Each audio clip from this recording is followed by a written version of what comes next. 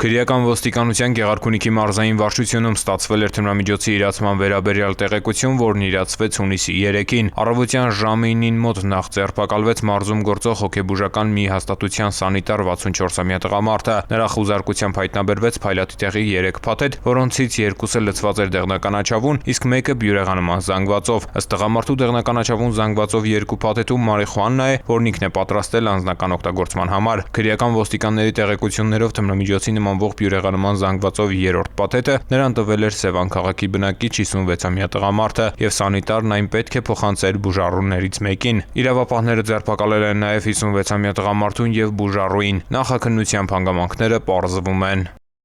Ծանուցում ենթադրյալ հանցանքի մեջ կասկածվողը կամ մեղադրվողը համարվում է անմեղ, քանի դեռ նրա մեղավորությունը ապացուցված չէ Հայաստանի Հանրապետության քրեական դատավարության օրենսգրքով սահմանված կարգով՝ դատարանի օրինական ուժի մեջ մտած դատավճռով։